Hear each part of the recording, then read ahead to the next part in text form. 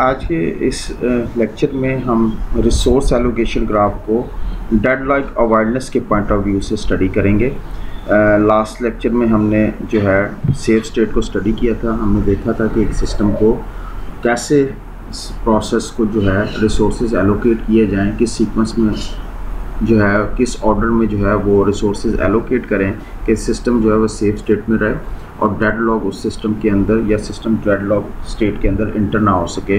तो basically resource allocation graph को हम डिस्कस कर चुके हैं, जिसमें हमने जो है डेडलॉक को डिस्क्राइब किया था। डेडलॉक को एक्सप्लेन करने के लिए, डिस्क्राइब करने के लिए हम रिसोर्स एलोकेशन ग्राफ को स्टडी कर चुके हैं। तो लेट्स सी कि आज हम जो है रिसोर्स एलोकेशन ग्राफ को यूज़ करेंगे ताकि सिस्टम जो है वो डेडलॉक स्टेट के अंदर इंटर ना हो सके। So if we have a resource allocation system with only one instance of each resource type, we can use a variant of resource allocation graph defined for the deadlock avoidance। तो system अगर आपका एक instance of each resource type पे मुश्तमिल है या आपके system के अंदर हर रिसोर्स टाइप का एक इंस्टेंस है, तो देन आप रिसोर्स एलोकेशन ग्राफ की जो है वो मॉडिफाइड फॉर्म को यूज़ करते हुए आप डेडलॉक को अवॉइड कर सकते हैं या डेडलॉक अवॉइडेंस को डिफाइन कर सकते हैं। तो let's see, in addition to the request and assignment edge already describe, वो introduce a new type of edge called a claim edge. हमने रिक्वेस्ट और असाइनमेंट एज जो है वो ऑलरेडी जो है हम डिस्कस कर चुके हैं, बल्कि स्टडी कर चुके हैं रिसोर्स एलोकेशन ग्राफ को जब हमने स्टडी किया था। आज जो है हम क्लेम एज को देखेंगे कि क्लेम एज जो है दैट इज़ न्यू एज और ये किस लिए यूज़ की जाती है और इसका पर्पस क्या होता है। A claim edge PI to RJ indicate that process PI may request the resource RJ at a some time in the future। So it's indicate that कि जो claim age इस चीज़ को इंडिकेट करता है कि फ्यूचर में प्रोसेस जो है वो किसी रिसोर्स की रिक्वेस्ट करेगा। फ्यूचर में किसी भी टाइम वो जो है वो उस रिसोर्स की रिक्वेस्ट कर सकता है। सो PI is a process which will be a request in future for the resource RJ। So that is आप इसको क्लेम एज से जो है वो रिप्रेजेंट करेंगे। This edge resembles a request edge in direction but is represented in the graph by dash line. जो claim edge है basically ये रिक्वेस्ट एज की तरह है, इसकी डायरेक्शन उसी तरह ही होगी जिस तरह हम रिक्वेस्ट एज को रिप्रेजेंट करते हैं, बट इसको ग्राफ के अंदर जो है वो डैश लाइन के अंदर रिप्रेजेंट करेंगे, डैश लाइन के ज़रिए। तो अब हम आगे नेक्स्ट जो है उस एक एग्जांपल में हम देखेंगे भी कि किस तरह हम इसको रिप्रेजेंट करते हैं क्लेम एज को। Let's see, when a process PI request the resource RJ, the claim edge PI to RJ is converted to the request edge. जब PI जो है प्रोसेस वो रिसोर्स को रिक्वेस्ट करेगा, रिसोर्स की रिक्वेस्ट करेगा फ्यूचर में, जैसे ही वो रिक्वेस्ट करेगा वो क्लेम एज जो है वो रिक्वेस्ट एज के अंदर कन्वर्ट हो जाएगी। इट्स मीन के request claim edge will be converted into the RJ, यानी कि वो जो डैश जो क्लेम एज डैश एरो से रिप्रेजेंट की जा रही थी that will be converted into the solid और but in the same direction जैसे कि रिक्वेस्ट एज रिप्रेजेंट की जाती है। सो इट मीन कि now PI is requesting the resources RJ, तो क्लेम एज जो है वो डैश से सॉलिड लाइन में कन्वर्ट हो जाएगा। Similarly when resources RJ is release by the PI, the assignment edge RJ to PI is reconverted to a claim edge PI to RJ।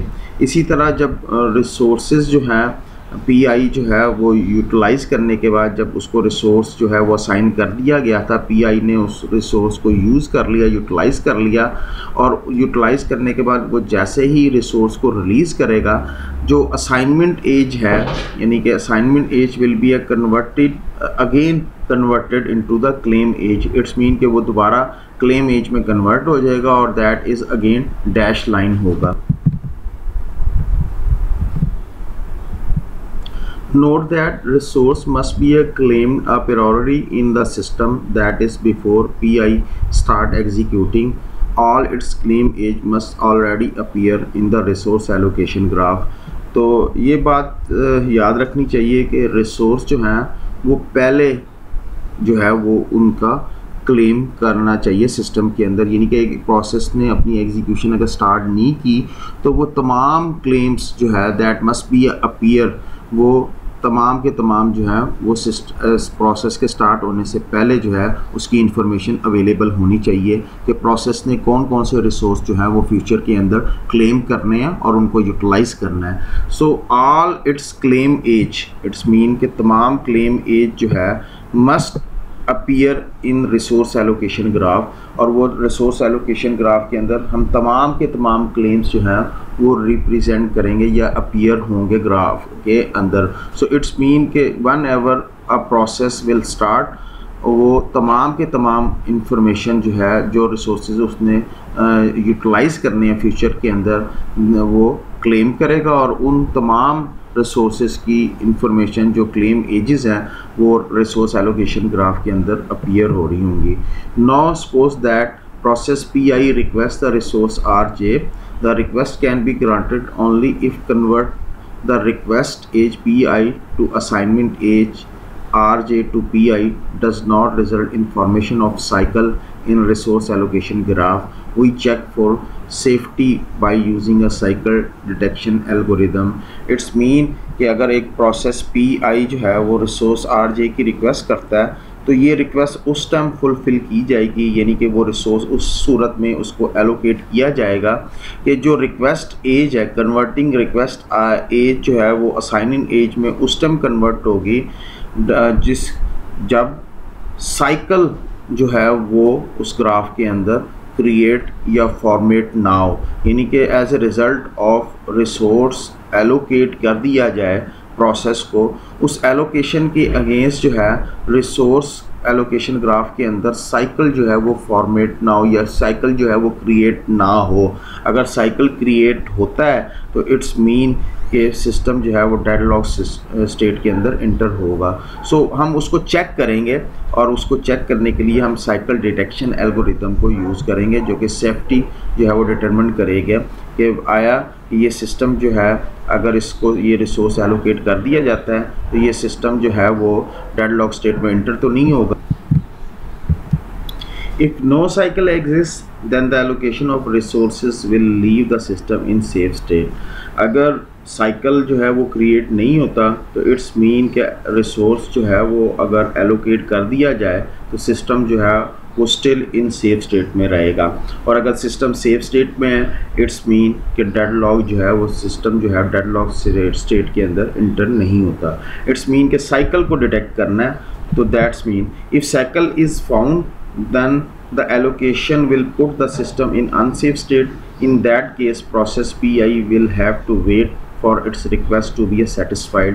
और अगर उस रिसोर्स के एलोकेशन की सूरत में जो है साइकिल क्रिएट हो रहा है तो इट्स मीन कि अगर साइकिल क्रिएट हो रहा है तो सिस्टम जो है वो अनसेफ स्टेट में इंटर होगा, और अगर सिस्टम अनसेफ स्टेट के अंदर इंटर होता है तो इट्स मीन कि डेडलॉक वाली सिचुएशन जो है वो क्रिएट हो सकती है। सो उस प्रोसेस PI को जो है वो वेट करना पड़ेगा ताकि उसकी रिक्वेस्ट जो है वो सेटिस्फाइड हो और सिस्टम जो है वो सेफ स्टेट में रहे। तो लेट्स सी कि ये हमारे पास एक डायग्राम है, इसमें अगर हम देखें तो R2 रिसोर्स जो है इसको इसके P1 ने भी क्लेम किया हुआ है और P2 ने भी क्लेम किया हुआ है, दैट इज़ क्लेम एजेस जो कि अभी हमने स्टडी किया है। और R1 जो है currently holding by process PI, यानी कि PI जो है वो असाइन रिसोर्स R1 जो है वो PI को जो है वो असाइन किया हुआ है, दैट इज़ असाइनमेंट एज है। और इसी तरह P2 ने रिक्वेस्ट किया हुआ है, that is converted into request edge, not a claim edge. Basically claim edge ये डॉटेड वाला है but that is requested. P2 जो है वो करंटली रिक्वेस्ट कर रहा है। सो P1 और P2 has claimed on R2 resources in future that will be a requested for the R2। सो जब ये रिक्वेस्ट करेंगे तो उस टाइम ये जो हमारे पास एरो डैश लाइन में विजिबल है that will be converted same like जिस तरह यहाँ पे हमारे पास ये रिक्वेस्टेड एज है, ये कन्वर्ट हो जाएगा किसके अंदर, ये बेसिकली रिक्वेस्ट स्टेज के अंदर कन्वर्ट हो जाएगा। तो ये हमारे पास एक एग्जांपल है। Suppose that process P2 request the R2, although R2 is currently free, we cannot allocate it to the P2 since this action will create a cycle in the graph. Basically P2 जो है उसने R2 resources की अगर वो request करेगा, क्योंकि claim as तो available है, क्लेम एज का मतलब ये कि ये फ्यूचर में इसको रिक्वेस्ट करेगा। लेट्स सी कि अगर ये R2 फ्री है जो रिसोर्स और P2 ने इसको रिक्वेस्ट कर दी, इट्स मीन कि ये claim edge converted into the request edge, तो हम इसको एलोकेट नहीं करेंगे P2 को। वाई? अगर हम ये क्रिएट कर देते हैं तो that will create a cycle. तो साइकिल क्रिएट, ये अगर हम इसका मतलब है कि R2 हमने असाइन कर दिया, now that is assignment edge, ये असाइनमेंट एज में कन्वर्ट हो गया कि P2 ने रिक्वेस्ट की थी और रिक्वेस्ट करने के बाद that will be assign to the P2। So a cycle indicate that a system is in unsafe state if P1 request the R2 and P2 request the R1, then deadlock will occur।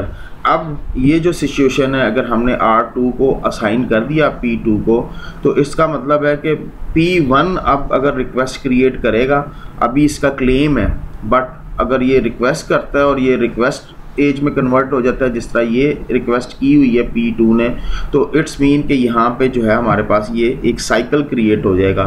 जब ये cycle create हो गया तो it's mean, और ये हमारे पास अगर हम इसको कन्वर्ट कर देते हैं, डैश लाइन को बेसिकली कन्वर्ट कर देते हैं रिक्वेस्ट एज में, तो अब ये जो डैश यानी कि क्लेम एज जो थी that will be converted solid arrow, it's mean कि ये कन्वर्ट हो गया रिक्वेस्ट एज के अंदर। अब यहाँ पे साइकिल क्रिएट हो गया, तो ये साइकिल जो क्रिएट हुआ है इट्स मीन के सिस्टम जो है वो डेडलॉक स्टेट में इंटर हो जाएगा। तो हमने देखा इस एग्जाम्पल के अंदर कैसे क्लेम एज थे रिसोर्सेज R2 के ऊपर, और उन क्लेम एजेस के ऊपर हम डिटरमिन कर रहे हैं रिसोर्स एलोकेशन ग्राफ को कि फ्यूचर में कोई डेडलॉक सिचुएशन जो है वो क्रिएट तो नहीं होती, सिस्टम जो है वो स्टिल सेफ स्टेट के अंदर है। अगर वो सेफ स्टेट के अंदर है तो देन उसको रिसोर्स एलोकेट कर देंगे, but that resource allocation graph will use, remember that for single instance of each resource type, यानी कि